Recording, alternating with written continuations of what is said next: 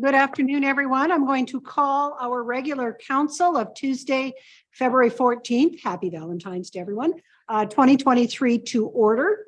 We have an agenda in front of us. Are there any additions or deletions from administration? Mr. Coleman. No changes to the agenda, Madam Chair. Thank you. Move the agenda as presented. Councillor Wanchuk, thank you very much. All in favor? That is unanimous. Move on to our minutes of our January 24th regular council meeting. Looking for someone to move those. Councillor Lewis. Move those as being correct. Debate, comments, questions, errors, omissions. Seeing none, all in favor? That is unanimous. At the beginning of every council meeting at 1:30, we have an opportunity for anyone who would like to present to council an item that is not on the agenda. You have an ability to do so now. Anyone who would like to present to council about an item not on the agenda? Third call. Sorry. Item not on the agenda? No, we're good. Okay. Thank you very much. So we're going to go on to staff introductions. We're going to start with Mr. Murgwad.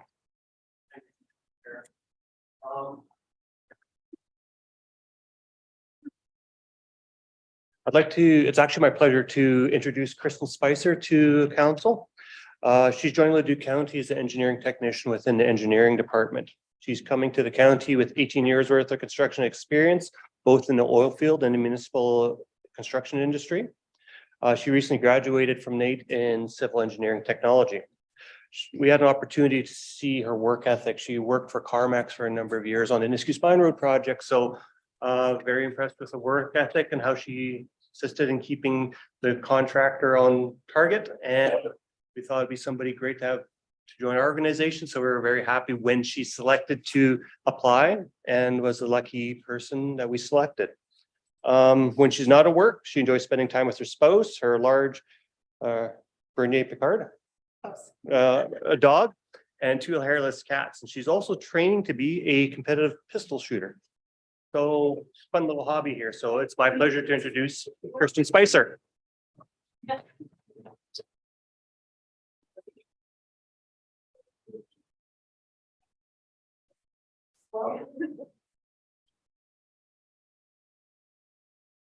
you and welcome. On to service awards. So Mr. Griffin.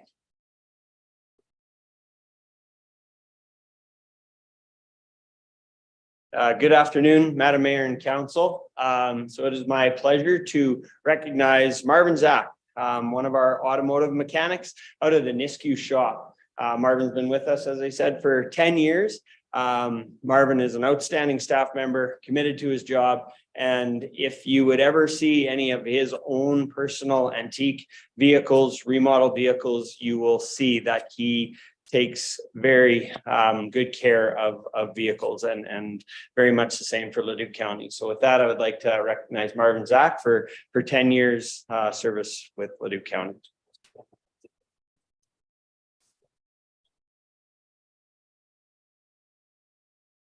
Congratulations. Hope for another 10 or 15.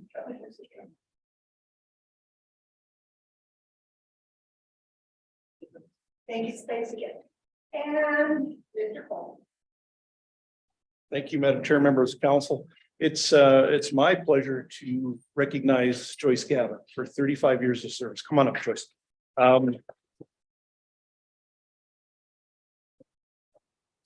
Joyce was probably one of the first employees I met when I started here, and I can say she made my journey seamless. She's been a great asset to the county, myself, and just her service of 35 years has seen so much change and adaptation, and she's made a difference in that. Joyce has brought new techniques, new practices to our organization, new ideas, and she continues to do that to this day. It's a privilege and a pleasure to work for her, and it's her problem that she has to work with me. People like me truly stayed employed because of people like her, and she makes such a difference. And for that, thank you, Joyce, so much.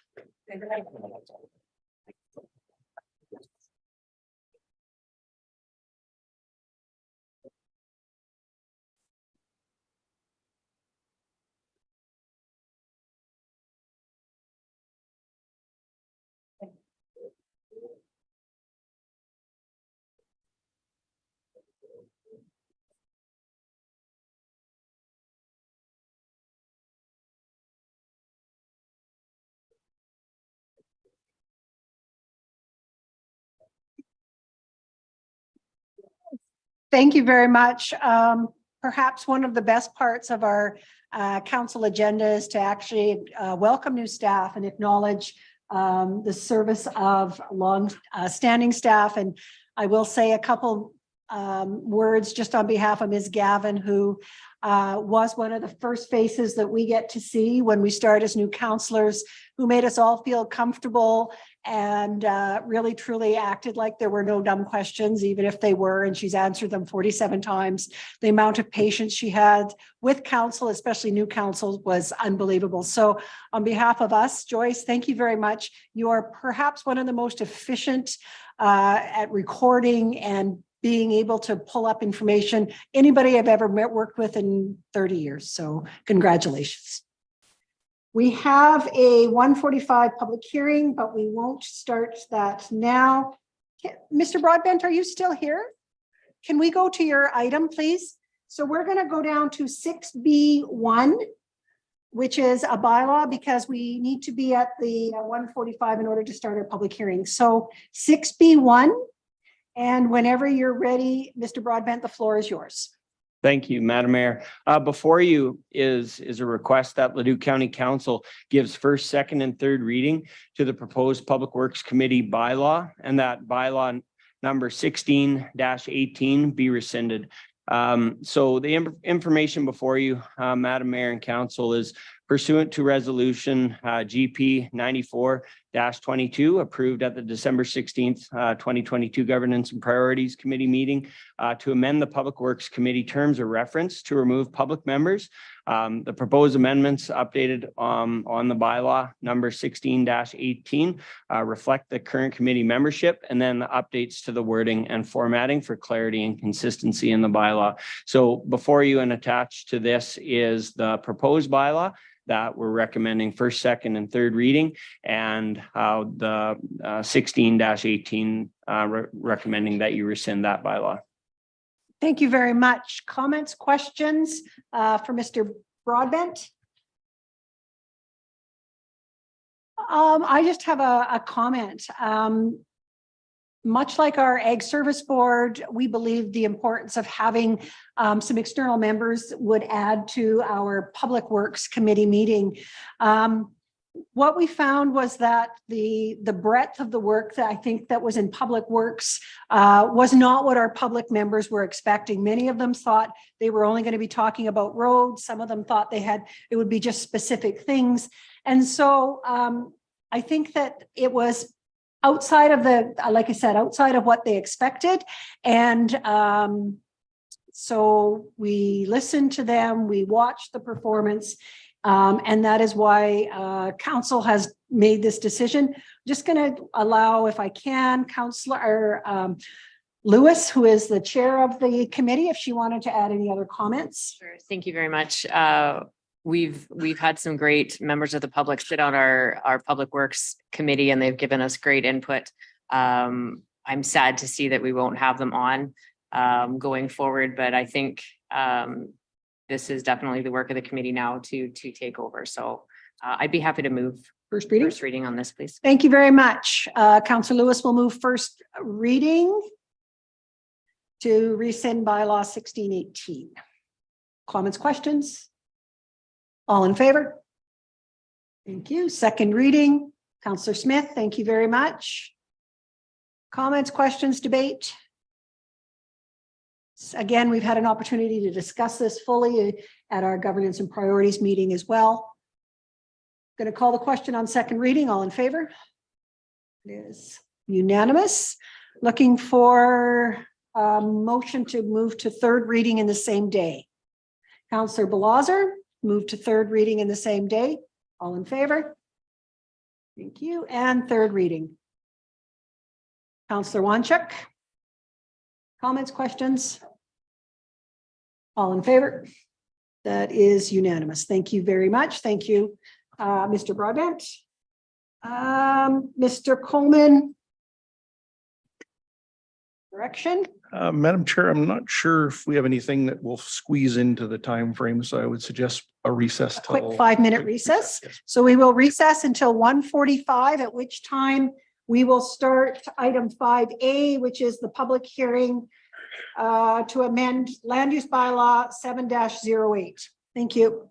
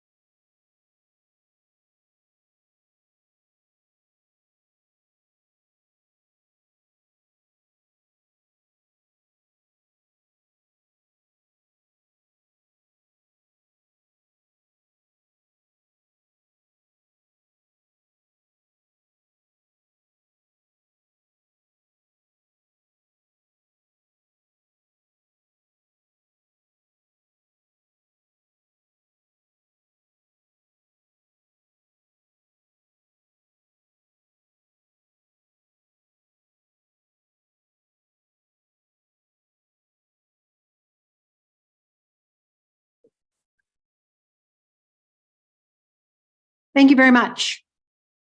Going to call our public hearing to deal with land use bylaw text amendment TA 22002 and land use districts, agriculture and agricultural country residential transitional to order.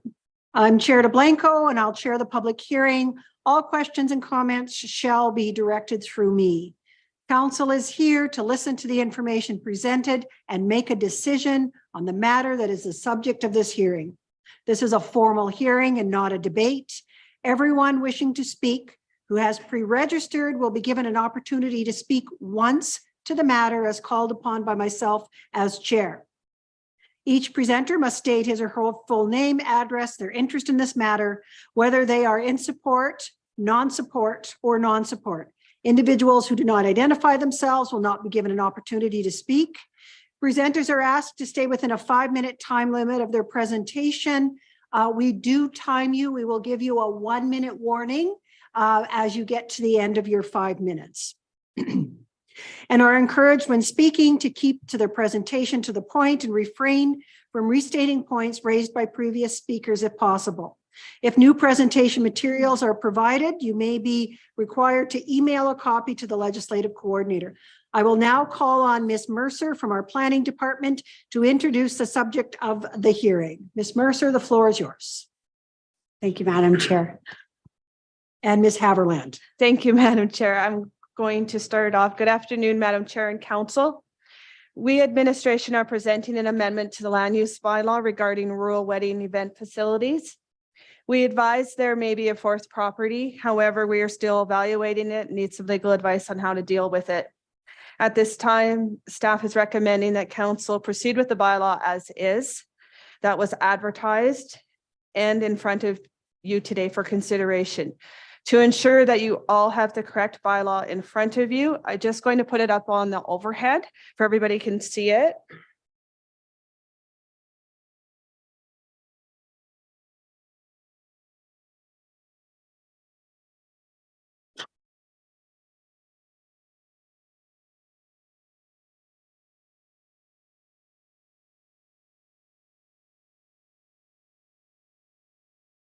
Thank you.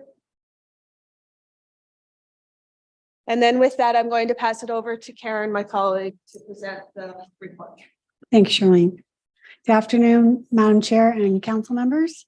As Charlene stated, today, staff is bringing forward a proposed bylaw for council's consideration. This proposed bylaw, if adopted by council, will amend sections 9.1.3 and 9.2.3 of the Leduc County Land Use Bylaw 7-08, being the agricultural and agricultural country residential transitional districts. This will remove rural wedding and agricultural event facilities from these districts as a discretionary use. The bylaw will also add a new regulation to the agricultural district, which will allow those rural wedding and agricultural event facilities which hold the current development permit approval to remain in the agricultural district as a discretionary use on those parcels. This particular land use was introduced into the agricultural district in 2018 and into the agricultural country residential transitional district in 2020, both through proponent-driven land use bylaw amendments. Since then, there have been 9 development permits issued for these types of facilities throughout the county. In recent years, the county has been made aware of concerns from the community with respect to the operations of some of these facilities. Additionally, through the county's review and referral process for some more recent application for this use types, several concerns have been noted by adjacent landowners. And for these reasons, the question has been raised as to whether or not this land use is suitable and compatible within our rural communities. Prior to considering amendments to the land use bylaw in this regard, the county felt it was important to undertake a public engagement exercise in order to gain a broad perspective of how the rural community as a whole viewed this land use. The details of how we communicated to the public and the results of this engagement are contained within the report and its attachments. As noted in the report, through this engagement exercise, although there has been some expression of support for these types of facilities within the county, of the 54 participants, 47 of those participants expressed concerns regarding the operation of these facilities. The types of concerns noted included excessive noise, traffic impacts and dust, behaviors demonstrated by attendees, trespassing issues, increased fire hazards due to smoking and fireworks, and the concern of potential increase in rural crime. In general, there has been indication that due to the inherent nature of how these facilities operate, they at times have been disruptive to everyday living in the rural agricultural and residential areas. Concerns have also been noted regarding the compatibility of these uses with respect to agricultural operations, and that activities undertaken with respect to the functions of an operating farm, such as dust created from combining, cultivation, the application of manure, and the movement of equipment may create unfavorable impacts on the facilities themselves during an event, thereby creating conflicts between the two land uses. Some of these same concerns have been echoed by adjacent landowners through recent development permit applications that have been made for this use type. The policies, goals, and objectives of the Leduc County Municipal Development Plan and the Edmonton Metropolitan Regional Growth Plan and its recently approved amendment to include the Regional Agricultural Master Plan have also been reviewed as they relate to these proposed amendments. And as noted in the staff report, while there is consideration given to support non-agricultural uses throughout the county, the objectives and policies contained within these documents also provide direction to support the protection of agricultural lands and operations and makes that a priority to ensure that this occurs. These policies do that through speaking to the minimization of conversion and fragmentation of agricultural lands and managing land use conflicts by directing non-agricultural, commercial, and industrial uses to more appropriately defined business areas. In consideration of this, and also taking into consideration the comments generated through the public engagement process, administration believes that this land use is not in all cases suitable or compatible within the rural community.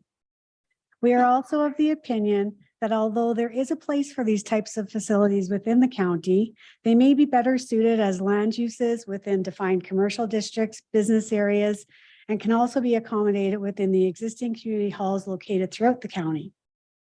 Therefore, in accordance with the information provided within the report, it is a recommendation of administration the council provide first, second, and third readings to the proposed bylaw to amend the Leduc County Land Use Bylaw 7-08 as presented. Thank you, Madam Chair. Thank you very much, Ms. Mercer, Ms. Haberland. Any questions for administration related to their presentation? Councillor Lewis. Thank you. You said there was 9 permits that have been issued. Can you tell me how many are currently active?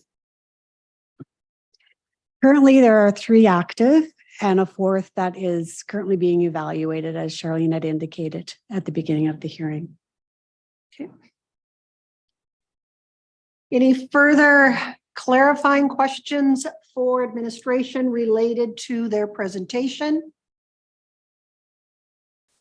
I am seeing none. Thank you. You can step back if you could. Mr. Coleman, have we received any additional information today that is not in the packages before council? Nothing, Madam Chair. Thank you very much. I'll now call on our speakers and we will start with the registered speakers first. Please state your name and your address, whether you're in support or non-support, and then you will have your 5 minutes. The first name on my list is Karen Nielsen. So Karen, Ms. Nielsen, you can come forward.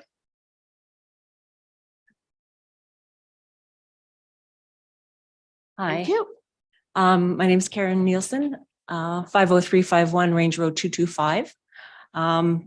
We're in favor of removing the wedding, rural wedding and an agricultural event facility from our current land use. We currently live, the past 3 years have lived right across the road from a wedding event venue. So Mayor DeBlanco, council members, county administration, county manager, Mr. Coleman. Many years ago, Kevin and I decided that we wanted to leave the city and we moved to Leduc County. We made this decision for many reasons, but most importantly, we wanted to live a peaceful, quiet, and healthy lifestyle for ourselves, our family, and our animals. Both Kevin and I work in healthcare. Kevin's an emergency physician and I'm an emergency nurse. Our jobs are stressful at the best of times, but the past 3 years during the pandemic have been even more demanding. Coming home to our property has always been our way of decompressing, restoring our mental health, and carrying on for another day. We didn't see it coming, and never in a million years would we have imagined that a rural wedding and agricultural event facility would open up right across the road and impact our quality of life. We are shift workers coming home in the morning, needing to go to sleep only to be awakened by noise and nuisance behaviors. Trying to get to sleep in the evening for an early morning shift with music playing and people yelling and cheering until midnight and beyond is impossible. It's our professional responsibility that we show up 100% for every shift so that we can care for patients to the best of our ability. Quite frankly, we deal with a lot of people who are under the influence of alcohol on our jobs and the associated injuries that we don't want to deal with this while we are at home. And yet this is what we have endured in a different capacity while on our property. Anyone who comes home after a long day at work, no matter what they do for a living, deserves to be able to sit in their home or yard and relax in a peaceful environment. Prior to this event center next door, we could walk out our door at any time, day or night, and hear nothing but peace and quiet and sounds of nature. I could sit outside with a cup of coffee. We could have a barbecue with family. I could work with my horses without the threat of distractions. The moment this event venue opened, everything changed. From inside or outside our home, we hear the music, crowds, ceremonies. I can even hear what table is next for the buffet line. We stopped inviting family and friends over because the noise from this venue is so disturbing. We live in an ag CRTR district with our horses. If our livestock cannot be safe and protected in these districts, then where are we to go? Horses are my passion, my enjoyment, and my way of relaxing. We have 26 horses in our pastures less than 100 meters from this venue. Our fence line is even closer. Over the past 2 years, our horses have been impacted by nuisance behaviors, including patrons coming over to our property, interacting and bothering our horses despite the fence and security at this venue. I put up no trespassing signs that are ignored. Our horses and other livestock have a right to be in their pasture, and we shouldn't have to pen them up for their protection while events take place because of disruptive, unpredictable behaviors across the road. Training young horses with the distractions produced by this venue is impossible and poses a danger to me and my horses. I have already had one horse injured, and I was injured this past year because of one horse getting spooked by a sudden noise at an event. 8 of our draft horses are between 6 months and 2.5 years, with years of training ahead. Our home property and livestock are significant investments. The impacts from this venue have cost us not only emotionally and physically, but financially with veterinary costs, extra feed for having to pen up our horses. Companion animals and wildlife are impacted and become agitated and stressed. Our dogs can hear the noise from this venue from inside our home, and they constantly go to the window and bark because they think someone is on their property. Agricultural districts are where livestock farmers reside, and our livestock and other animals should be safe from dangers that are associated with businesses that are incompatible. For 3 years, we have endured both mental and physical stress related to nuisance behaviors, not only on event days, but non-event days. Strangers come into our community, celebrate and party without any consideration or respect for those that live here. We're afraid to leave our home when events happen, even missing family events in case something were to happen to our property. You're on your last minute. We like to take motorcycle rides for relaxation. However, I'll not take my bike out when there are events because of the increased traffic on a road and the reckless and distracted behaviors of these patrons. The permit conditions created are to protect people and property. At no fault of the county, I feel that these wedding event venues cannot be regulated. The events happen on evenings and weekends when no bylaw officers are available to enforce. The honor system with these owners does not work based on our experience. And when we're dealing with the potential for destructive and dangerous consequences, there should be consistent concrete methods of regulation available to protect those of us who live in these communities. For 3 years, we've submitted numerous letters and complaints to the county, subdivision appeal board, and LPRT indicating the negative impacts this wedding venue has had on our lives. This business continues to submit new permit requests whenever they want to make a change that suits them and their customers. People in this community are tired and frustrated, but we carry on because we want peace, safety, and to preserve our quality of life. Finish up your thoughts there. The people who live in this rural community help support, respect, and protect each other, unlike these selfish businesses who operate on profit. Thank you very much. I'm going to call on Kevin Nielsen.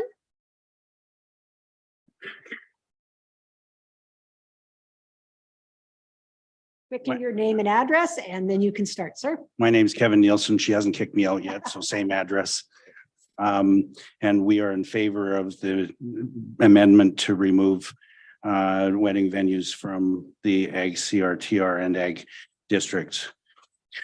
We've had an interesting 3 years. The addition of wedding and agricultural event center as a discretionary use to the Ag CRTR district created a 3-year experiment that has failed spectacularly.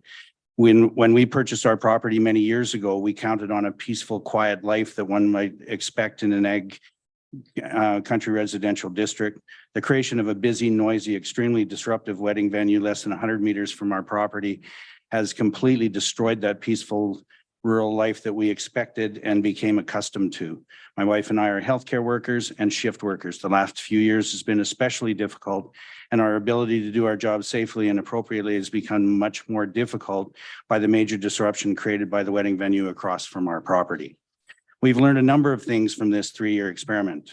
Number one, these are not wedding and agricultural event centers, they're wedding venues, period. Agricultural Event Center has been added to the name. The term secondary use to agriculture and agriculturally harmonious are used to make it sound like they should fit in an ag district. This is like putting lipstick on a pig. Apologies to pigs. They have a place, a legitimate place in an ag district. Weddings are where the money is. How is a tent on a concrete pad with a large number of vehicles and hundreds of loud, obnoxious, intoxicated people who are partying till the wee hours of the morning and even flying helicopters into their facility, upsetting our animals and lifestyle, even remotely considered agriculturally harmonious? These cannot be made to fit together without sacrificing the fundamentally important parts of living in an agricultural district. Attempts to mitigate negative impact on neighbors by relying on multiple conditions sounds good on paper, but in reality simply doesn't work. We have thoroughly documented condition violation after condition violation. We have many hours of recordings of excessive and disruptive noise that has negatively impacted our lives. We have hundreds of photos that document multiple condition violation. There are large numbers of people that verify what we've observed and experienced. We have a professionally done sound study done by experts that completely validates what we've said all along about how horrible and disruptive the noise is. I could spend the entire afternoon discussing and giving examples of the negative impact on our lives. Even what seems to be minor, inconsequential violations have affected us more than you would think. The permit states very clearly that failure to comply with any of the preceding conditions will render this permit null and void. Despite clear warning, the wedding venue continued to operate and violate completely unabated. The county simply doesn't have the resources or the legal tools to verify, police, or enforce these conditions. These weddings happen on weekends when county staff are not available, making this much more difficult. With multiple venues in the county, it's logistically impossible to ensure that the operators comply with all the conditions. The fact that these are on private property and cannot be easily accessed on a moment's notice simply adds to the problem. 3, the economic benefits to the community and the county simply don't exist. The large sums of money charged for these facility rentals simply leave the county. 4, we experienced extreme examples of an easier to beg forgiveness than to ask permission attitude, or simply attempts to ineptly rationalize behaviors afterward. There were clear examples of decision-making where the priority was given to the wants of customers paying large sums of money over the safety, well-being, and rights of adjacent owners, livestock, etc. Last minute. A prime example was during one wedding, a helicopter buzzed our property at low level, then did an approach from the opposite direction and landed in an extremely dry hayfield next to an equally dry stand of trees. This startled the young but very large draft horses we were with at the time, causing them to bolt, risking our lives and potentially the lives of the horses. This is an extreme example that wouldn't likely be common, but illustrates how the wants of customer paying large sums is so much more influential than the rules, the ag community, etc. The staff report prepared for this hearing appropriately discusses the importance of preserving agricultural land. It is also important to consider the well-being and lifestyle of those who live in these agricultural areas. Finally, I'd like to mention that as long as wedding venue is listed as a discretionary use, the owners of the wedding venue adjacent to us Just finish your sentence. I heard finally, so. it has the ability to repeatedly apply and appeal, etc. The residents in our area have repeatedly and consistently made their opposition crystal clear. The only way to end this is to completely remove this use from the land use bylaw. Thank you, sir. Madam Chair, can I just take a moment to acknowledge a number of people who are here and have chosen not to speak? No, Oh, the okay. fact that they're here, sir, shows council that they are here for a reason. That's fine. Thank you. Thank you. Could I please call on Joan Michelle Mitchell? Joan Michelle Mitchell is our next registered speaker. Thank you. Hi, my name's Joan Michelle Mitchell. I live on 50319 Range Road 225. Thank you. And I certainly am not in favor of keeping of the wedding venue. Please accept and consider the impact that a rural wedding and agricultural event facility has had on my quality of life in Leduc County. Having this venue in our community has caused those that live here significant distress, concern, fear, and has dramatically taken away our quality of life. My biggest concern is for the safety and well-being of my animals and livestock. They graze in the pasture to the north of this closest venue to me. I have had agitated cattle, goats, sheep who end up being startled with the loud noises, and my worry is that they will run through the fences and become injured. My geese, chickens, and ducks are running around the yard, clearly distressed, and my guard dogs are looking towards this venue when an event is happening, barking and watching over me in their home. As a senior who lives alone, having to chase my livestock that has broken through a fence to get them home is not that easy a task. The expense of covering veterinary bills is difficult enough, but when someone is living on a limited income, extra expenses caused by this venue activity and noise is truly unfair. During one of the loudest and very big events here, 3 of my calves died. A seemingly healthy goat died, and the only difference is this venue. People who don't live in rural areas and own or are familiar with livestock do not realize the impact such noise can have on animals. This is an agricultural community, and many depend on their livestock to make a living. With animals getting injured and dying, the livelihoods of those in this community are affected. Since the venue has opened in our area, I frequently have had cars come to my driveway, use it to turn around and head back to the venue. I've had instances where strangers have come to the end of my driveway, wait at the gate, honk on their horn. When I come down thinking that maybe perhaps one of my animals have left the building, they suddenly take off. This type of activity is concerning. This venue brings strangers to our area, and you never know who is casing our properties. For over 30 years, I've always felt safe in my home and on my property. And even when it became just me and my animals, this past year, I had a gate installed, keep my doors locked, and no longer feel safe in my own home. As a senior who lives alone, I request that you take into consideration all my concerns and the impact this venue has had on my quality of life. People live out here to embrace the peace, quiet, and quality of life. I'm not sure how many good years I have left, but I would sure like to live them in a peaceful, rural, quiet community that I have come to know and love, and preserve the quality of life for me and my animals. Thanks. Thank you very much. Those were my registered speaker. If you wish to address council on this matter, if you just put up your hand, I'll ask you to come forward.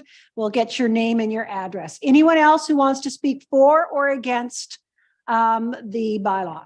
Now is your chance to speak. I will call a second time. Yes, come forward, ma'am.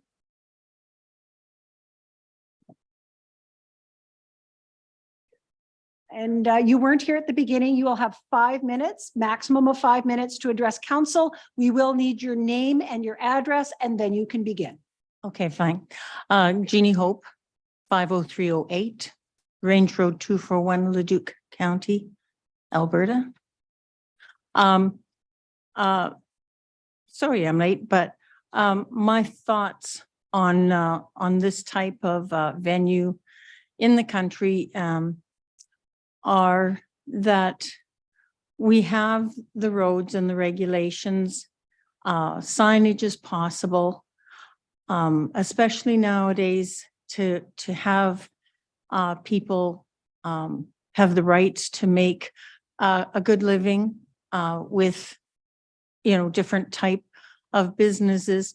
I feel that the like I say, the road laws, the signage, and all of that could be updated and made so that a lot of the problems that could possibly be there because of lack of signage. I've been to different venues like that, and myself lost because mainly of signage. So I would rather see that addressed rather than to stop someone from making a living in that in the manner of that they choose in the country.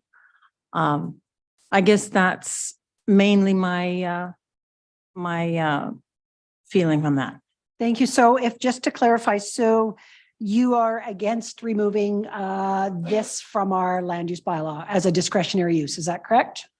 I have to, what I am for is I would like to see it allowed.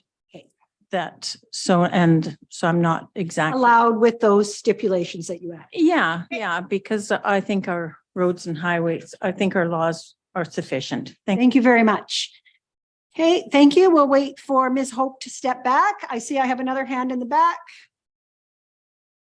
Come forward. You know the drill, name and address. We'll start timing you. Thank you, sir. Rod Bargan on 24322 Highway 623. I've been listening careful. I really didn't come to speak. I wanted to learn more. I'm a little bit astonished at that this bylaw has not been enforced. I don't see it as a problem of the bylaw, but as a problem of enforcement. And to me, this meeting and the people that spoke is not an indictment on the bylaw, but on the enforcement of the county. And so I would like to see amendments. I live in the county. I don't want wild parties next to me. In fact, I have had an issue with that as well. So I'm very sympathetic to that. You know, why does this venue continue to operate when they've had multiple violations and multiple backing, you know, with all sorts of professional documents made, you know, studies? That's the problem in my view. Not and to throw out the baby with the bathwater is a problem in my view. We don't want endless, you know, regulations and things that compromise our lives. I guess that's my perspective. Thank you very much. Anyone else who would like to speak for or against? Kate, from the back again, please.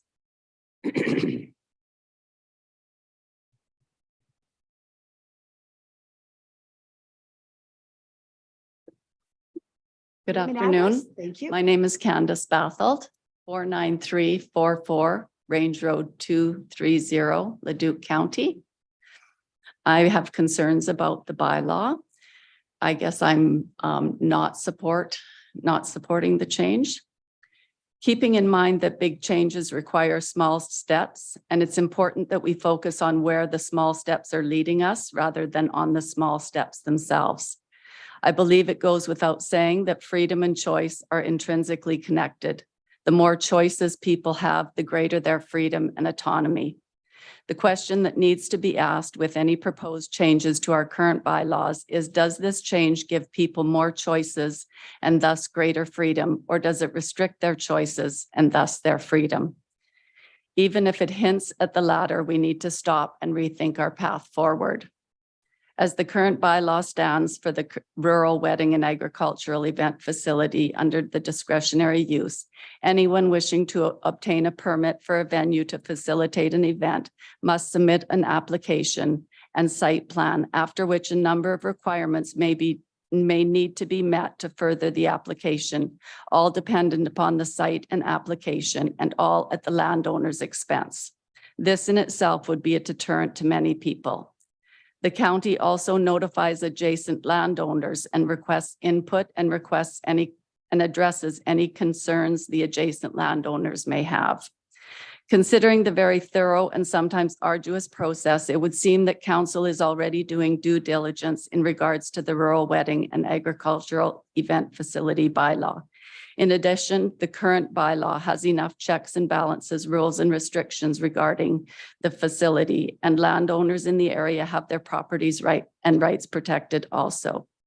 I would have to question if the reasoning behind the bylaw is using the urban village guidelines for local councils to reject out-of-town retail outlets and other projects that people would be willing to drive to so they can cut emissions and create a more sustainable and fair cities with the long-term goal of reducing car travel and keeping people within their 15-minute cities and ultimately controlling where people are allowed to hold their events. As such, I object to the proposed changed bylaw for 3 reasons. Number 1, it restricts choices and thus freedoms. The current bylaw adequately covers any concerns that may arise. Number 2, restricting new facilities from being built restricts the options for people to have their events in a venue outside of standard facilities. And number 3, when followed to its natural conclusion, in the future, people would no longer have the freedom to choose a rural wedding or agricultural event in Leduc County once the current ones are no longer in commission. This small step is leading us to a place of fewer options, more restrictions, and thus less freedom. And that is what I find objectionable. Thank you very much. Looking for any other, if I could, we are in a public hearing. We expect a level of decorum from our gallery as well. Looking for anyone else speaking for or against the bylaw. Second call. Anyone who is wishing to address the bylaw in the public hearing? Third call. Anyone wishing to address council in the public hearing related to the bylaw change proposed? Okay, I'm seeing no one raising their hand or coming forward. With that, administration, could you come back to the podium and see if we have any clarifying questions for you? Thank you very much.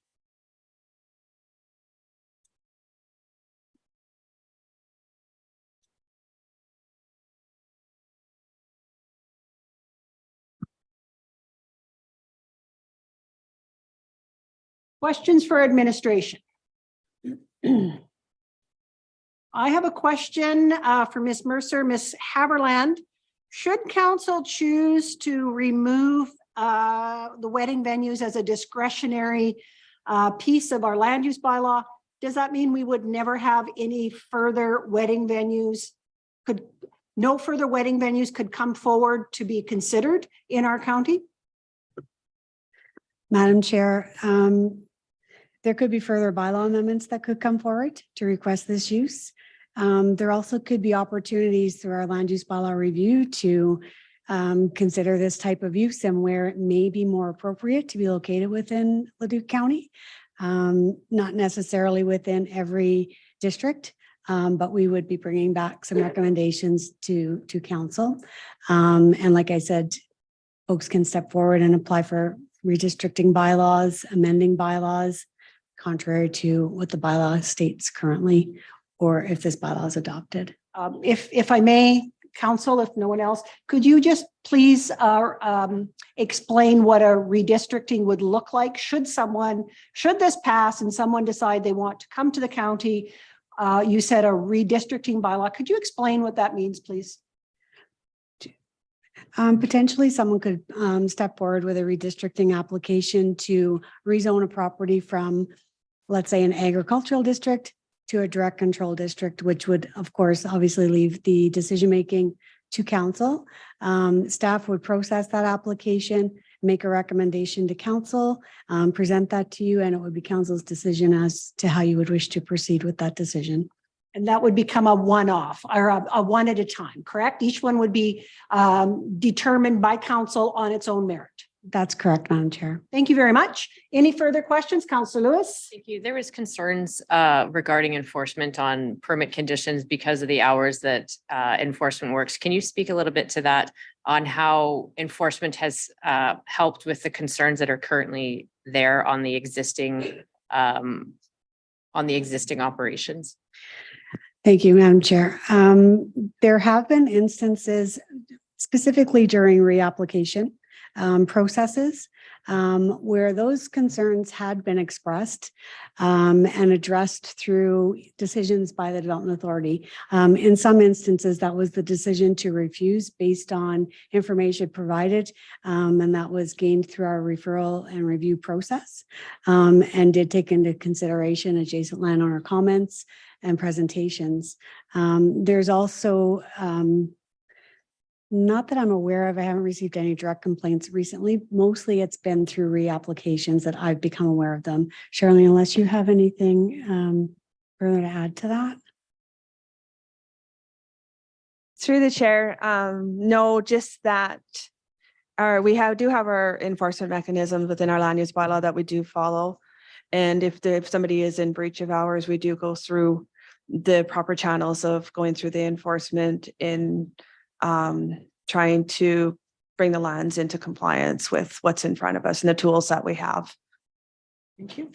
Councillor Smith, just clarifying questions. We're not in debate yet. I guess just a clarifying question. If I were to choose to have a grandchild married on my private property, would that still be permitted in Leduc County if this bylaw were to change today? Through the chair, yes, that would be permitted. It'd be a one-off. And we would anticipate and hope that a landowner would just notify the county due to traffic possibility and people on another site for one day. Councillor Verdi, clarifying questions? Clarify the current wedding venues that have already received an approved development permit, they will be allowed to continue as a wedding venue? Through the chair, they will be allowed to continue until their development permit expires. If they reapply before their development permit expires and they do get approval, then they will be able to continue. And what's the length? What's the length of the development permit usually for those venues? Through the chair, they are 2 years. However, some are given 1 year and one even has a 10-year. Keep in mind that some decisions are appealed to another appeal board, which then at that time they are governed and allowed to put on any time limit they like to at the time of a permit for the permit. Thank you. Thank you. Any further questions for administration at this time? I am seeing no hands. Thank you to administration for your report. And with that, I will end our public hearing at 2:23 p.m. And council will now enter into debate on the item. Debate is for council and council only. Thank you very much. Go ahead, Councillor Smith. I'll make my initial comments based on the information that came in before the public hearing that was presented today, as well as some of the comments that were made, as well as being a counselor for Division 1. I've received numerous complaints over the 3 years that they've been open. I tend to drive and verify the complaints. I always find I can speak on behalf of the complaints, but I need to verify them. The last 3 years in the farming community has been extremely upset in Division 1 due to just the disruption that occurs in the community. The farmers are actually being fairly disrupted, so the farming way of life in that area gives way to a party central on the weekends, which are extremely disruptive. Enforcement has been involved, usually on Monday. They've been called out. I know planning and development has put in massive amounts of hours to address the concerns as they go forward.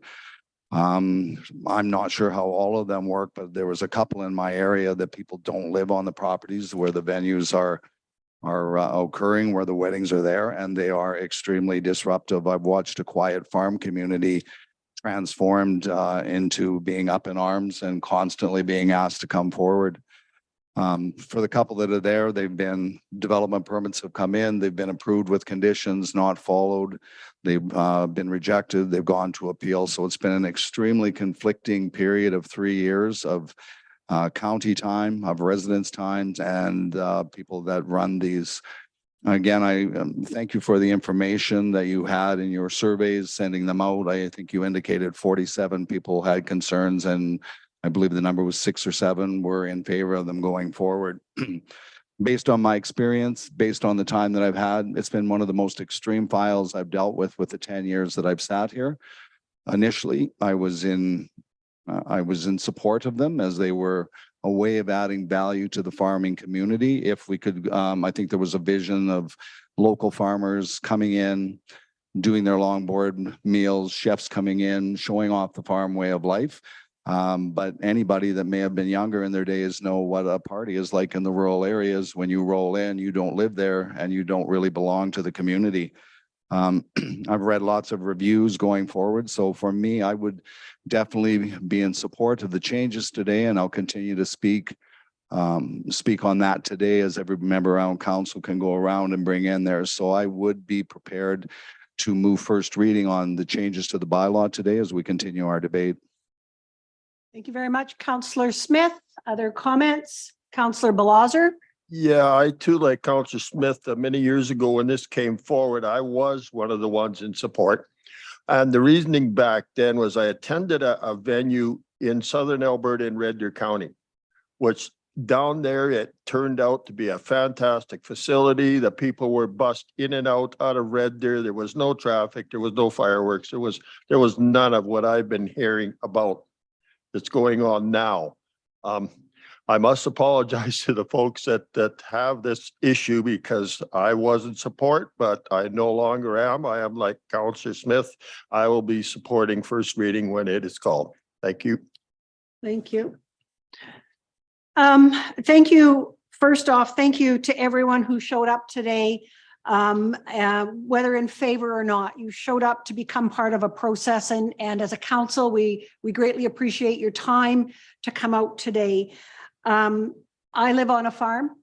I have listened to the people who live in the area, Karen and Kevin and Joan, talk about what impact this has had, not only on their livelihood or their peace and quiet in their life, but really about their animals. As someone who has horses and cows and goats and chickens and pretty much Old McDonald's farm, I would not want my animals to be subject to unknown people who are approaching them for unknown reasons. And I believe that the people are approaching them probably with good intention. We want to see the horse, we want to pet the horse, we want whatever it is. But I think it does create a great deal of stress, not only in the animals, but also in the people who own them. I believe that we thought, again, good intention was that this would be a good place to marry rural and the venues. It hasn't turned out that way. So I will also be supporting first reading to remove it. I asked the question specifically about, does this mean there will be no more wedding venues? Because we're not limiting choice. We're just changing process. We're changing process to put a little bit more check and balance around it to ensure that the right place with the right people at the right time is what we're moving towards. Because as council, we have to look at everybody across our council, across our county, and how they are interacting with these types of things. So those are my comments for now. And the floor is open. Councillor Lewis. Thank you. I will support first reading today. There's many, each permit that comes in has different permit conditions that are put on it. And it seems like no matter what they are, many of them are broken, and the rules are not being followed to maintain their operations and the viability of their development. So I sympathize for the people that have to live around with constant noise. My own dogs bark and they're annoying, but like it becomes the noise that you don't want to live with. When you move out to the country, it's a quiet way of living, and the impact is real. So I will support today's first reading. Okay, any other comments before we move forward? Any other comments before I call the vote on first reading? I am seeing none. Calling the vote on first reading to change the bylaw to amend land use bylaw 7-08. All in favor? That is unanimous. Looking for someone to move second reading. Councillor Balazer will move second reading. Any additional comments or questions? Debate? I am seeing none. I will call the question on second reading. All in favor? That is unanimous. Councillor Smith? Move to go to third reading in the same day. Motion is on the floor. All in favor? And looking for a third reading. Councillor Lewis will move third reading. Comments, questions? I am seeing none. All in favor? Third reading has passed.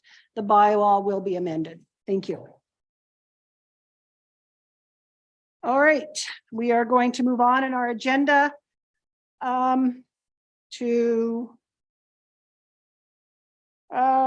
planning and development, first reading of Southern Country Residential Area Structure Plan. I'm just going to hold for a second for those who wish to leave the gallery can do so. Gallery is a kitchen.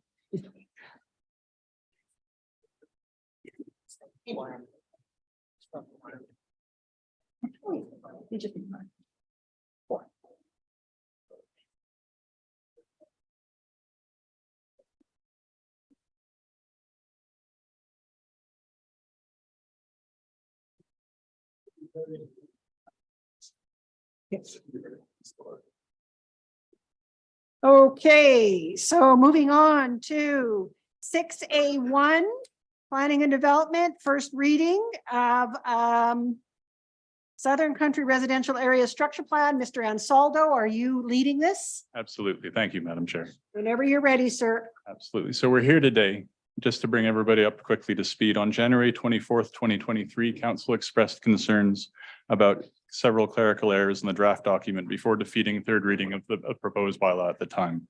Normally, that would be the end of a proposed plan. However, it is administration's understanding that Council wished to see the clerical errors in the document corrected prior to adoption, and therefore the updated document is presented for Council's consideration. At this time, we are recommending that Council give first reading to the proposed bylaw for the Southern Country Residential Area Structure Plan. Thank you, Mr. Ansaldo, and to administration, thank you for bringing this back. Again, Council was reluctant to move to third reading or pass third reading because of some errors.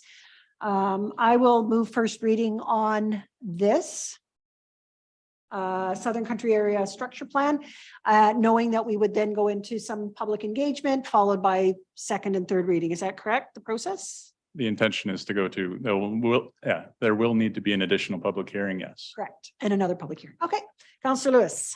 Thank you for bringing this back. I've had the opportunity to read the document in full with the changes that have been made clerically, and I want to thank you for your hard work on this. I know it's been a long time coming. I know that there's still residents out there that are contacting me with questions about this, so I do anticipate they will show up to our public hearing for clarifying questions. But thank you, and I will support the reading today. Thank you, Councillor Smith. I too will be supporting first reading today. I believe in this program, and I think it moves us into the future of how we should be servicing and allowing development to go ahead in Leduc County. There's been a lot of work put in by planning and development by a developer. And again, I will be supporting that first reading today. Thank you for your work. Thank you. Any further comments or questions for administration? I am seeing none. I will call the question on first reading. All in favor? That is unanimous. Thank you very much, gentlemen. Thank you. Look forward to the next iteration of public hearing and then further discussion. 6C1 Finance. Ms. Weiss. Good afternoon, Madam Mayor and Council. I am here the first of several year-end recommendations that do come forward. So each year, as part of the previous year's year-end, we reconcile the utility functions in order to determine whether there's transfers to reserves, how we're doing as far as a budget versus our actuals. So this year we are looking to transfer. In the water side, we are looking at contribution to reserves of $1,309,267. There was a budget of $605,077. And the majority of this additional deposit into reserves is by excess revenues. So if you go to actually the water distribution summary, just down. Perfect. So you'll see the revenues for rates on the water side. This includes any consumption contracts and industrial water use. So we were actually over by just under $1.5 million. And then in addition, on the interest on investments there, we actually saw, due to the changing nature of the interest this year through the Bank of Canada, we saw an additional $40,000 in revenue. Now, if you bump down to the expenditure side, you'll see they are all slightly over. That obviously comes from the additional expenses from commissions, additional manpower, overtime, that sort of fun things. The major and capital projects side, the first project there is the Nisku Water Facility fence improvement. That one is complete. And so we saw a little bit of savings there. And for the Nisku West Pump Station upgrade and design, we are looking at bringing forward a carry forward. I believe it's February 28th that report will be coming forward. So at the end of the day, from a water standpoint, we are looking to put in a little bit of excess into reserves than what we were budgeting. Okay. If there's no questions on water, I'll just continue. Any questions on that water explanation? I am seeing none. Go ahead. Okay, on the wastewater side, very similar story. We had a budget of $377,535. We're actually going to contribute to reserve $593,204. So a little bit more there than what we were anticipating. We are seeing the same higher revenues on that side. So additional consumption within the Nisku Business Park, additional contract revenue, and same with that investment interest. On the wastewater, it was only about $20,000, but it was still a little bit more than we were budgeting. So when you look at the expenses, you'll notice the majority of them are over with the exception of general services. We just saw some savings there on some of the work that was done. And purchases from other local government is $393,000 over. That is our wastewater is directly linked to our water consumption. So the more water we use, the more wastewater we produce, therefore the higher commission fees. So we are seeing some higher expenses there. Of the major and capital project plan, there are 4 projects there. All 4 of them we are looking to bring forward for a carry forward into 2023. So if any questions on the wastewater side? Questions on the wastewater? Thank you. Okay. Moving on. And finally is curbside pickup. So this was new a couple of years ago. This is only the second time I believe council has seen it. So we were budgeting for $28,434 into reserves. We are looking at a contribution of just slightly higher than that of $39,000. Excuse me, $485. And that is, if you look at the financial summary, it's a little bit of 1,000 here, 3,000 there type thing. So a little bit of extra revenue, a little bit of reduced expenses on the processing fee side. Okay, thank you very much. Did you want me to read the recommendation? Not just yet. Okay. And I'm not sure that I will check with our county manager in a minute. Why is it important that we continue to provide money into reserves? Why are we not running a little closer to the bottom line? For the utilities? For all of the utilities. Yeah, so utilities are self-funded. They are not tax supported. And so any money that goes into reserves is kept within reserves for future infrastructure replacement. A lot of what we're seeing on the water side, you'll notice a lot of it is going to capital, 1.2 million. That is for future water main replacements and any of that infrastructure side of things. So prudent planning. Okay, Councillor Smith. Thank you, Mayor, for that question. As you remember, 10 years ago, we were close to the bottom line without reserves, and I have to commend you and departments for the security that you provide now to the utilities, which are self-funded. They're not with taxpayer dollars. So I would be moving the recommendation that Leduc County Council approve the 2022 year-end financial transaction required as following, allowing you to do those numbers momentarily.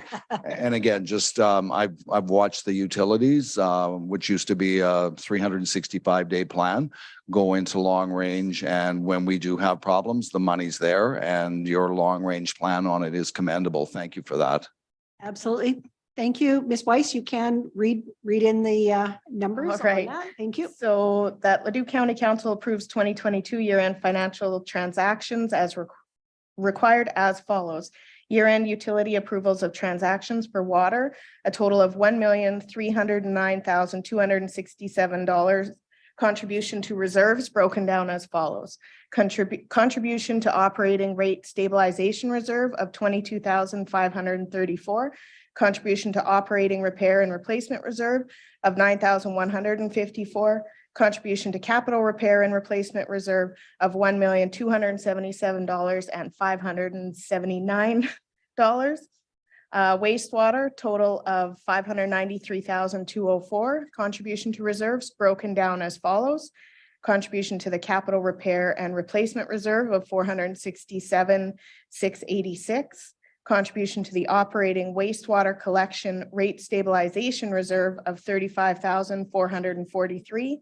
Contributions to the operating wastewater collection operating repair and replacement reserve of $35,427. Contribution to the operating Nisku transfer station septage receiving station rate stabilization reserve of $25,141. Contribution to the operating Nisku transfer station septage receiving station operating repair and replacement reserve of $25,381. Contribution to the operating lagoons rate stabilization reserve of $3,169. Contribution to the operating lagoons operating repair and replacement reserve of $957. And finally, for solid waste curbside pickup, contribution to the operating rate stabilization reserve of $39,485. Thank you very much. The motion is on the floor by Councillor Smith to move those numbers to reserves. We know how important that is for our utilities. Seeing no questions, I will call the question. All in favor? That's unanimous. Thank you very much for your good number reading. Thank you. Mr. Honesty, you are next with seniors grant funding 2023. You have a crowd with you today. That is nice. Thank you. Welcome, Ms. Russell and Ms. Aninsky. Thank you. In the 2023 budget, we identified a new initiative to support our seniors with some grant funding. This ties closely to our social framework, which supports seniors, reduces isolation, and creates ability to have more accessible access to programs and services, as well as we identified that the pandemic had a significant impact on our seniors across the region. And we thought that this initiative would help initiate and restart a bunch of those programs that either were happening prior to the pandemic or some new ideas that will help seniors get more active, but then also be more social in their communities. So I will hand it over to Andrea. She'll explain a little bit of the process. Andrea and Sarah worked very closely throughout this process, as the rec department has done these grants previously and has led these types of processes in the past. So they've worked closely to evaluate and bring the recommendation forward today. Thank you. Good afternoon, Madam Mayor and Council. I'm happy to be here today to talk about this first program initiative and the first intake of these grant applications. We had a lot of interest across the county. So we had 18 applications with over just about $34,000 in ask. So it is a need that we are seeing in the community. And so the community has stepped up and sent us their recommendations. Through the applications, we did see a variety of programs and projects. This includes some fitness, a lot of socialization, which Dean had mentioned is really important to our seniors, especially after the pandemic. So that was great to see. Some new initiatives as well, which is also important for us. We reviewed the applications through administration, and then we did come up with the recommendations you see in the summary listed here. The criteria for this, we prioritized community value as well as a broad base of opportunity for local seniors, new and expanding programs, as well as programs and services that are open to significant significant increase in quality of life for our seniors. So with that in mind, I have the summary above, and I'd be happy to answer any questions or take any comments. Thank you very much. Really appreciate the work done on this and, our decision to look at how do we support seniors. What's interesting is probably most of these programs are being run by seniors in the communities. So certainly know what's going on. What I liked about the list, as you said, is there's a lot of depth to it. And there are things that I probably will attend at other halls because I think that they look like they're pretty interesting. So I certainly will put my name to the motion. I have no other questions. I know that it's always difficult deciding yes or no and how much, because everything is, when people take the opportunity to want to get involved and put it out there, I know that's very difficult, but I think there is a great offering for our seniors across the county. How will we be advertising what's happening in different locales of the county? So if I want to go to something in Telford or Rowleyview, I know where it is and when. We will support them in creating some sort of plan and marketing campaign for that. We don't do that directly through them. This is our grant process. But we will assist them with figuring out how to do that and how to spread the word. Perfect. I appreciate that. So I am moving that council approve the 2023 seniors grant funding allocations, and I will open the floor to Councillor Lewis and then Councillor Smith. Thank you. Just a clarifying question. What age do you consider a senior? And you might want to be careful. Sarah's probably best to answer that question. Nice. The new person. Yeah. I don't know if we did set a formal age, correct? I asked the question. Yeah. Was In it put in there? in our guidelines, we do have over 55 as Okay. senior participation identification. Yes. All right. Over 55.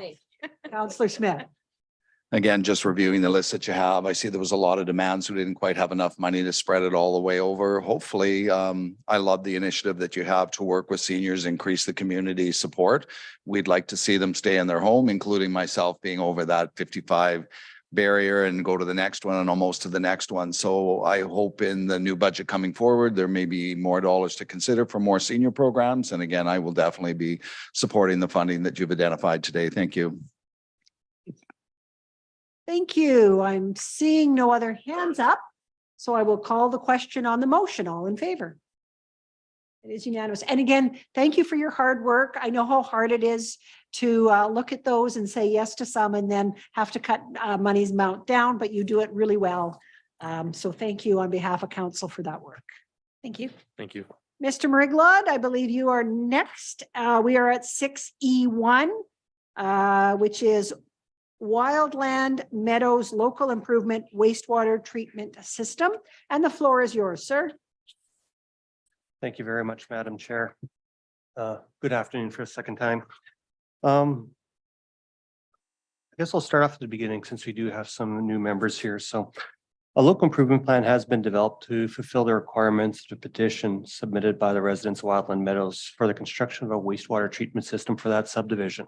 So as a matter of history, the residents of Wildland Meadow Bearland Condominium have a communal water distribution system and a wastewater collection system. The wastewater from the residences is collected from the individual residences, is transmitted to a central holding tank where it's then hauled away to a remote location for disposal. Originally, there was a wastewater treatment plant on site to handle the wastewater. However, it did not meet the requirements by Alberta Environment. It was out of compliance, as such it was removed. So they were back to the vac and haul system. On July 2nd, 2021, the residents of Wildland Meadows, Bearland Condo submitted to Leduc County 2 petitions, one for the construction of a communal wastewater treatment system, and the second one for the financing and design of a construction of a paved internal ring road for the Wildland Meadows subdivision. These petitions were reviewed by Leduc County and were declared sufficient on July 9th, 2021. So Is everybody familiar with what a local improvement is? So I'll probably just briefly go over that. It's basically something that is put into a much smaller area where it's a distinct benefit and something that residents could petition for. The costs, all the costs associated with that local improvement are then passed on to the residents who petition for that local improvement. And there's a very rigorous system that the Municipal Government Act has in place on how to enact, how to proceed, and how to move forward with a local improvement. And then excerpts of that are located within the local improvement portion of the report, which is basically sections of the Municipal Government Act from 695 on. So a local improvement plan has been developed for the construction of a wastewater treatment system, and that's located in attachment 1 to fulfill the requirements of this petition. This system will consist of a pump tank, 2 control buildings, a dosing tank, 2 sets of 6 treatment mounds, 2 force mains, one's for each dosing tank, 2 monitoring wells, and other infrastructure works and equipment that's required for the construction of this system. The draft of the local improvement plan was reviewed with council on April 26, 2022 at a council workshop. Since then, Leduc County and its lawyers need to develop an operations agreement allowing the condominium corporation to operate the wastewater treatment system after its construction while mitigating the risk to the county. The current costs for local improvement are estimated to be $1,046,425, and the projected cost of borrowing is $785,306.50. This is based on a 25-year debenture at an interest rate of 4.93% interest, and this would be a loan through the Alberta Capital Finance, or was previously known as Alberta Capital Finance Corporation. This results in a total cost of $1,863,558.50. This calculates out to an estimated local annual improvement tax levy of $2,442.08 per lot for 25 years, or a total levy per lot of $61,051.95. The next steps would be to provide notice to the residents of Wildland Meadows, including copies of the local improvement plan. This will be followed up with a presentation of the local improvement plan to the residents where any questions, concerns can be addressed. The residents of Wildland Meadows will then have 30 days after the notice being sent. So this is the physical copy of the local improvement plan as well as formal notice of the proposed local improvement tax to file petition against the local improvement to stop the process. So they petition for the process. We're compelled underneath the Municipal Government Act to move forward. We've prepared the local improvement plan, which is attached. Next step is after it's approved by council is that we need to give notice, and then the only way to stop it is to petition against it. So do you want me to go through the local improvement plan in detail, or are there any questions that maybe I could answer on the local improvement plan? I'm not sure. I'm looking, I'm not seeing any nods. I think we've had lots of discussions, as you said, Mr. Meriglod, we've known about this issue for a long time, but certainly have known since July 2021 about the residents' desire to want to find a way to deal with these issues. So with that, Councillor Smith? Oh, you need to put your microphone on. That's okay. I was just doing some math and I got You're always taken doing away. I that. was so excited Yes, doing that. I would move the recommendation that council approves the Wildland Meadows Local Improvement Plan, the wastewater treatment system dated February 7th, 2023. And if I could, You may continue. I have the floor. You do have the floor. I live right next door to those 30 residents. That treatment plant will be close to my water supply. I have no issues. Right now, I watch 32 Olympic swimming pools be hauled out of there on a yearly basis, 4 trucks a day. With what they have going on, that's 32 pools per year. Right now, the residents are paying $600 a month to haul their sewer, and their local improvement tax will be approximately $200 a month to do the other. So it makes the homes affordable. And there's another issue here is this may become the wave of how we treat our sewer in the county, where it's treated on site. Because right now what's happening is the sewage is being hauled to the wastewater pipe that we have here, and it's being put in the North Saskatchewan River. So I'd much rather see it in a wetland out there that can go forward. So again, I am moving that recommendation. I believe this is going to be the wave of the future. Thank you. Okay. Question, just a clarifying question about process. So in order to bring forth a petition, people had to sign on to say, yes, we're willing to have this additional cost. But should somebody have sobering second thoughts, they do have an ability to appeal. Is that what I heard? There's, correct me if I'm wrong, Dwayne, there's no ability to appeal. They can only petition against it as a Sorry, group. petition against it. Yes, and there's certain thresholds that have to be met, which is 66% of the people eligible to pay the local improvement, representing 50% of the accessible area. Okay, but those are the same people who's most of them Exactly. who wanted them. The This same- is again, this is allows that second sobering thought about how they want to move forward. I agree with Councillor Smith. I mean, this is unfortunate. This has been going on for a very long time on this Bearland condominium. The residents have been trying very hard for many years to come up with a solution. This is the solution that they've come up with. The county will hold that debenture. Is that correct? I'm looking at Yes. Ms. Klamosko. Ms. Klamosko? Yes, that is correct. So we will hold that debenture for them once it's paid off. Does that impact our borrowing ability or? It does go towards our debt limit. Yes. But it's not significant when you look at the operations of the county. Okay, those were all my questions. Any further questions? Yep. Further comment to Des. Now, this has been approved by Alberta Environment finally after 20 years. Yes, it's been approved. We have an approval from Alberta Environment and it's been registered as a small system. So that means that the residents can look after it themselves, provided that they have some of the rudimentary requirements Alberta Environment dictates. So thank you. Okay. Thank you. All in favor? That is carried unanimously. You are next as well, which is Wildlawn Meadows Local Improvement Internal Road Hot Mix Paving. The floor is yours, Mr. Meriglod. So much as the last one, this was a petition from the folks at Wildland Meadows. Originally, the internal ring road within the lots or within the Bearland condo is a cold mix asphalt, which is a much shorter term surfacing treatment than hot mix. This cold mix surfacing treatment did not meet Leduc County standards at the time, but since this is an internal roadway for a Bearland condo, Leduc County didn't have a role in dictating standards. So the developer selected to construct a cold mix surface. The treatment did deteriorate over time and eventually had to be reverted to a gravel surface to provide a maintainable road surface for the residents within the Bearland condo. We did receive a petition that Leduc County moved forward with a local improvement for surfacing the internal roadway, and very similar as before, same conditions would apply.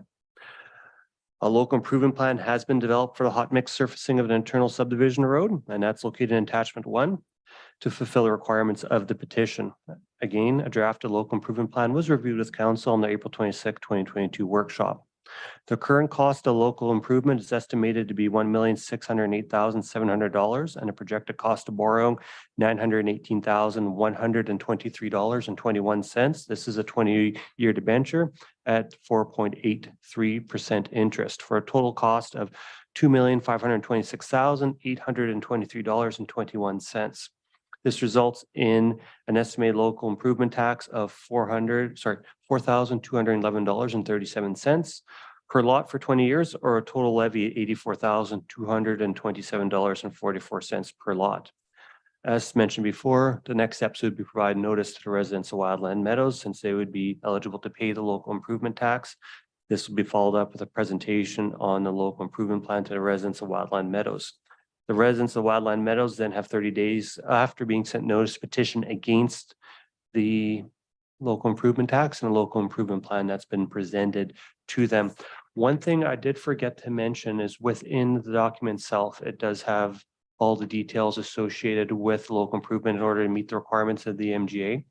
But the other thing that we put in place in case they wish to do so is all the necessary documentation ready to go for them to petition against the local improvement. So they don't have to go through the process of preparing all the documentation. It's already here to go. They can sign off a few documents, get the necessary signatures, and once they've hit the sufficiency limits provided to municipalities so we can verify as the sufficiency. So we're trying to do as much as we can to assist these folks to move back on certain aspects if they wish to, because I do believe this could be more than they originally anticipated. Thank you. Mr. Coleman, are local improvement taxes quite common in municipalities? Madam Chair, fairly common, especially in urban municipalities, probably not as common in rural municipalities, but there are several that impose local improvement taxes from time to time. And just one more question, if I may, since you have your microphone on. The Bearland condominium, the organization of this is different than most of our country residential subdivisions. Is that correct? Yes, that would be the unique piece to this. I would say this is a rare occurrence to impose a local improvement in a Bearland condo situation. Typically, they're in existing subdivisions that have been signed off and approved and the municipality is responsible for and the residents come forward. So not a common occurrence, but we've put all the checks and balances in place, I think, to work through the Bearland condo sort of issues and risks that exist. And I think we've identified that prior to council that those risks were out there and we've mitigated through agreements and process. Thank you. Thank you. I will put my name to this motion that council approve Wildland Meadows Local Improvement Plan Internal Road Hot Mix Paving dated February 7th, 2023. And again, it really is in the hands of the landowners there and the homeowners there. They have an opportunity to petition if they choose not to move ahead with that, but the work has been done. Any further comments or questions? I am seeing none. All in favor? That is unanimous. Thank you very much. Mr. McLeod. Well, we're right on time, Chief, Deputy Chief. Great to see you guys with some good news. Yes, Madam Mayor and Everybody. Council. We're here today to give you a bit of an update on the request for proposal process with our latest endeavor in the Fire Station 9. I'll let Deputy Chief Bennett give a bit of a update. Thank you. Thank you, Madam Mayor and Council. We, as you're aware, through Council's budget process at the end of 2022, the approval was given for the construction of a fire station that'll be located at the airport to service the airport, Nisku Business Park, and the central region of Leduc County. Through RFP process, we had 3 bids on the project. The bid committee evaluated those proposals through the evaluation process, determined that the bid from Scott Builders was our best RFP proposal provided based on the whole evaluation process. So we're asking or providing a recommendation that council approve to enter into an agreement with Scott Builders as the design build contractor for the Nisku District South Fire Station as per the approved budget of $7,850,000. I can go through, excuse me, the breakdown of what that evaluation showed. We will not be reaching the maximum budget that was requested. So if you turn to the second page there, I've kind of given a breakdown of what the total costs are. So the base construction from Scott Builders is right around $5,330,000. Utility servicing to get those utilities hooked up to that site, we budgeted $60,000. Site topography and survey, $5,000. There was, excuse me, there was a survey done on that site already, but just to ensure the test holes and stuff that are in the right location, we've budgeted a small amount there to ensure if there's any additional test holes required, we can do that. Geotech is done as well, but in the event that we need to do some further investigating, we've budgeted a small amount of money there.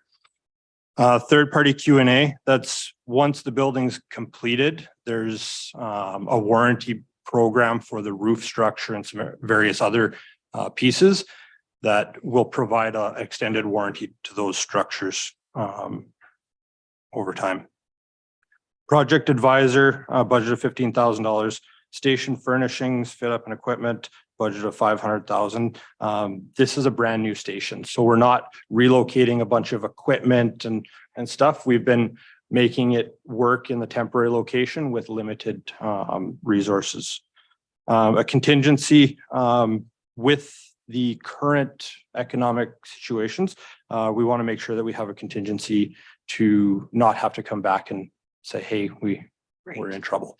So all of those line items come in at $6,475,000. The total project budget that was approved by council, $7,850,000, leaving us a budget surplus of $1,375,000. Thank you very much. VC Bennett, any comments or questions? Councillor Balazer. Yeah, just refresh my memory, guys. Scott Builders, are they the ones that built Calmer and New Sarepta? Are they not? Yes, they were. So are we looking at basically the same type of building then?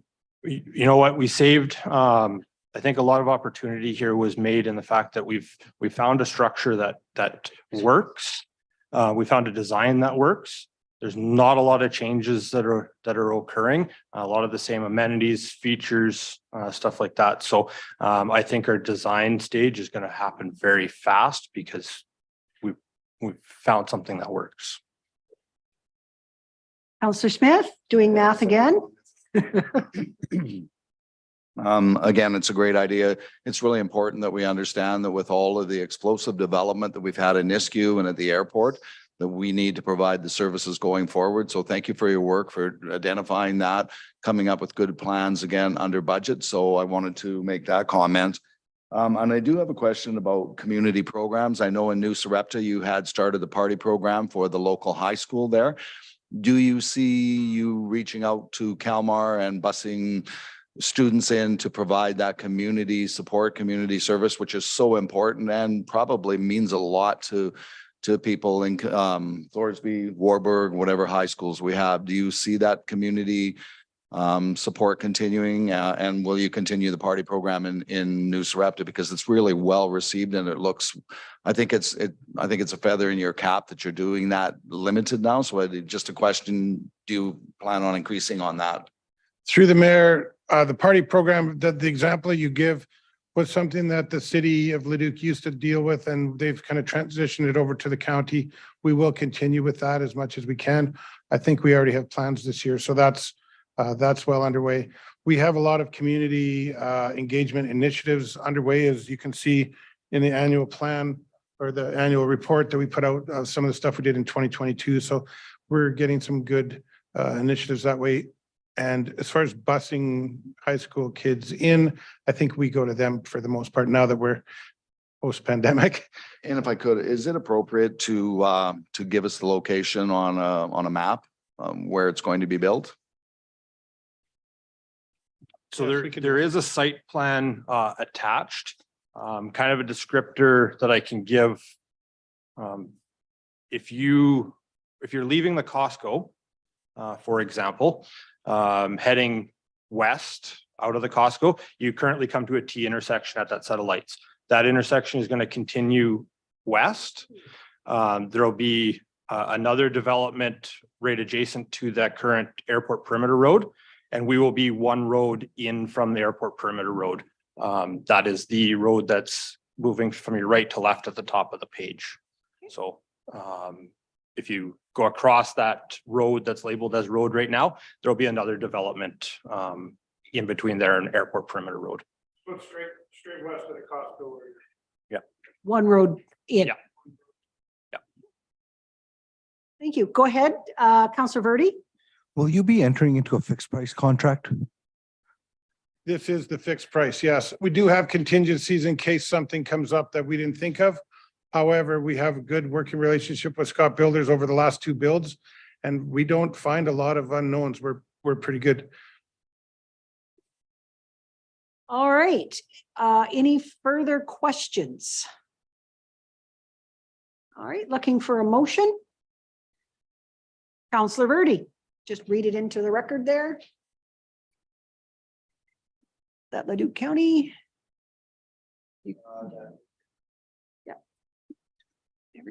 That Leduc County Council approved to enter into an agreement with Scott Builders as the design build contractor for the Nisku District South Fire Station as per the approved budget of $7.85 million. Thank you very much. Motion's on the floor. I just see this as a really great news story. It, as Councillor Smith said, is going to address the growth needs both in Nisku as well as on the airport. I think it's one of those other things that show we're investment ready for the region. We are ready with full-time firefighters. We are ready with a brand new station, and it is just a great news story. So we'll be supporting the motion. Any further comments? Seeing none, all in favor? That's unanimous. Thank you. Thank you very much. Ms. DC Irwin going to join you now? Yes. So now our annual meeting of yourselves where we do a review of the emergency management plan and just a few updates. As you're the advisory committee. Sorry. I'll let DC Irwin give a bit of an update. Good afternoon. I think I'm the only one here not asking for money today. Okay. You gave money back. You gave money back. You're now our favorite. So I wanted to bring forward the Leduc County Emergency Management Regional Agency Progress Update as by our bylaw 02/2022. Council is the advisory committee, and as such, you need to be aware of what we're planning annually and what our activities are. The recommendation would be that we end up approving the report from the agency as well as the Alberta Emergency Management Agency annual program review. They saw us in early January to review our program and then the emergency management plan and the after action report from our functional exercise from October 2022. Those are all on there. If I might move forward with the attachments. You bet. So attachment number 1 is the review by the Alberta Emergency Management Agency. As you see, it was a successful review. They reviewed our program and our plans. They did review our draft after action report from our derailment exercise in New Sarepta and what we've done so far as an agency and gave us a passing grade. And we hope to see them again next year. Good job. We can move forward to the after action report for New Sarepta.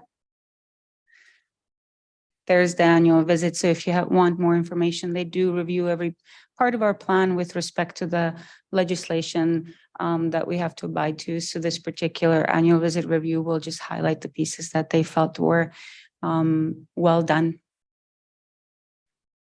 Our New Sarepta train derailment exercise was in October of 2022. And then in December, we played for real. But it was well attended, and we had CN Rail representation at the table as well as Alberta Emergency Management Agency, and we're able to run through a derailment and potential evacuation of New Sarepta due to the fact that we had hazardous materials spilled, as well as a fire and an environmental emergency all at the same time. The room worked through setting objectives, working through a planning meeting and unified command, and then coming out with objectives for an operational period that they would then proceed with. We wanted to test our plan. We wanted to test our ability to work with the room as well as role play mayor and council. You had a tough person playing yourself. And then practice a little bit in really learning what it's all about when it comes to the spending of such an event. So I think in the report, I don't know if you noted, but we had committed to quite a significant cost of it through the day. I think we were at $200,000 and some before we even reached noon when it came to looking at being able to respond to such an event in Leduc County. I'll pause there and ask if there's any questions on that exercise. Any questions on the exercise, then the real thing, New Sarepta train derailment? Councillor Lazer. Yeah, the real thing. So we had a lot of folks out there and we spent a fair bit of money. Does CN going to repay us for this money, or is this just something that we just do because we're nice? No, for the real thing? Yeah. CN, through the mayor, CN will replace any money that we actually spend. I didn't know that ours was that significant. So I'll check into I that to don't see. know a number. I'm just wondering. Like, So I mean, if I can, through the mayor, luckily for the actual real thing on the 23rd, it was a bunch of sea cans full of Oreo cookies and craft dinner. So there was no hazmat, there was no fire. It was, I mean, we're not allowed to practice train derailments anymore because then they happen.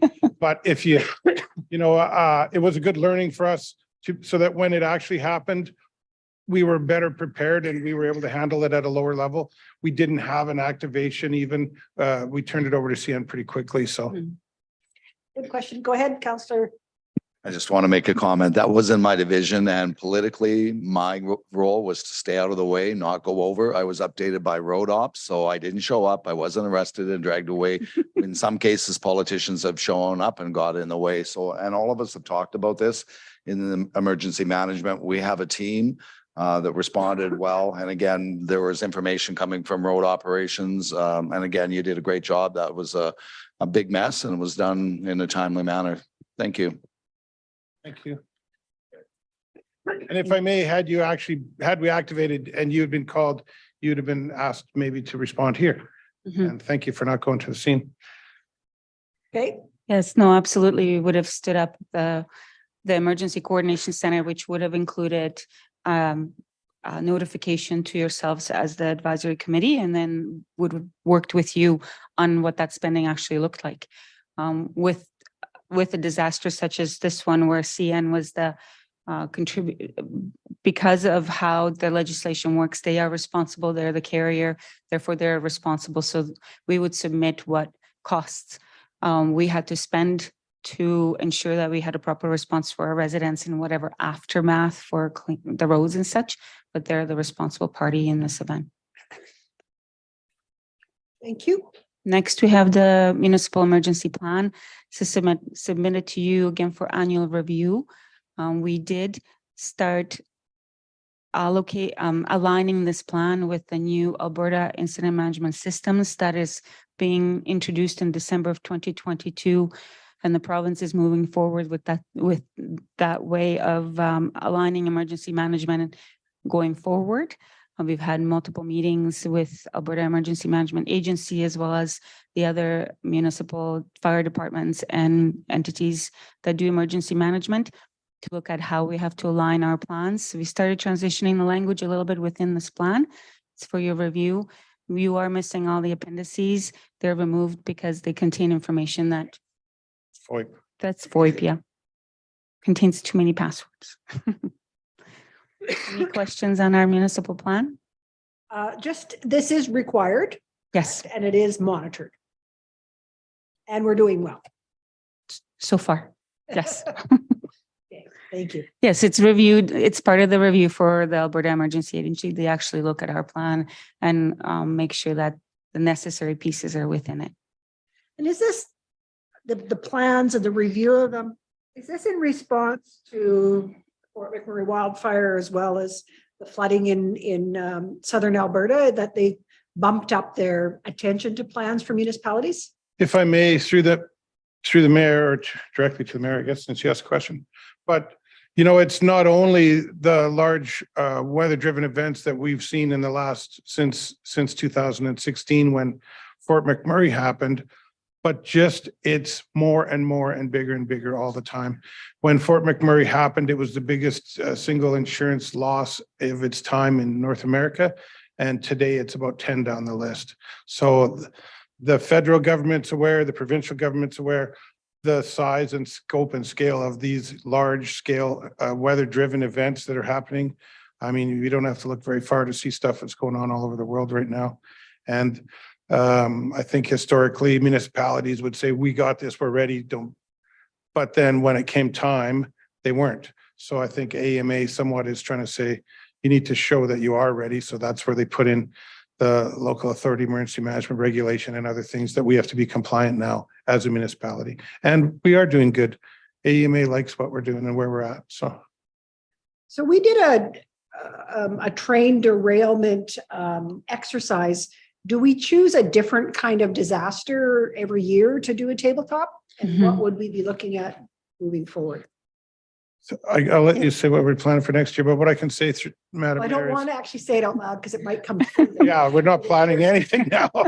I think it was in 2022, we did a crash with the airport. We did a pipeline major disaster. We did the train derailment. We just try and keep ourselves practiced. And I mean, we got some interesting stuff coming up for next year that I can let you explain. Water stuff. My hope this year is to focus on our emergency social services plan and set up at least a tabletop exercise where we talk about the plan and a potential evacuation and setup of a registration or a reception center and what that would be like. We're required to have a functional exercise every 3 years. So we've met that box. So this year we don't have to do it to that event as we do with the derailment. So a tabletop would be enough.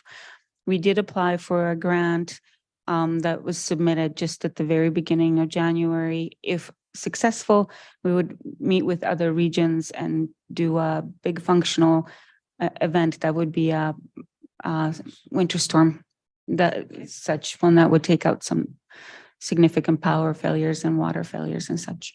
Thank you. Thank you for that. Continuing to hone our skills. And then lastly, for your review was attached the agency report itself. So we were just taking an opportunity to highlight all the things that the agency has done in 2022 with respect to the training and the meetings. So as you know, the focus would have been on updating the bylaw, which was presented in February of 2022. We did some sub-regional work that's ongoing, the EIA crash tabletop and full-scale exercise. We did recognize that we need to complete some naloxone training for the fire department with response to the fentanyl crisis going on in Alberta. We held the elected officials course. We had a successful emergency management week with the pancake breakfast in Thorsby and then a hot dog event in New Strepta ongoing. And then as well as the winners of that contest were presented here. Ongoing participation in our provincial COVID response until the summertime.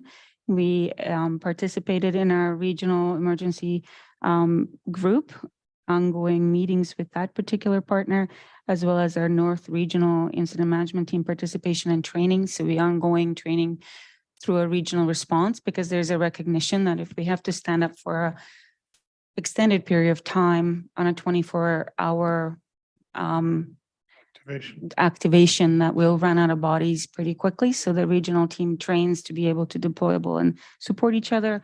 And then we also completed within Leduc County, there was the completion of a business continuity document that would look at pandemic response or a medical emergency.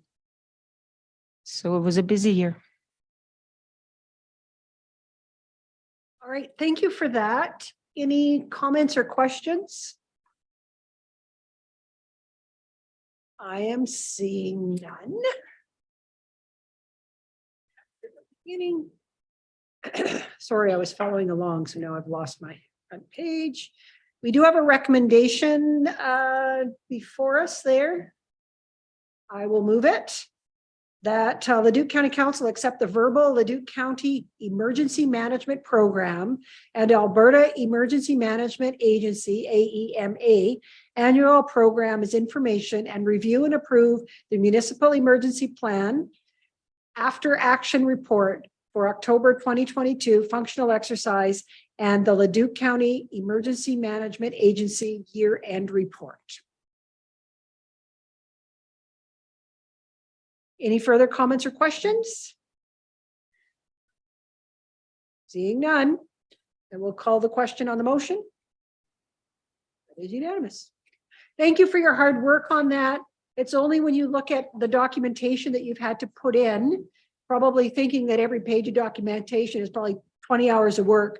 Do you really realize how much time this emergency management and emergency work takes? So on behalf of council, thank you very much. And thank you for your ongoing support. With that, we have no in-camera items, so I will adjourn 3:24. Thank you very much.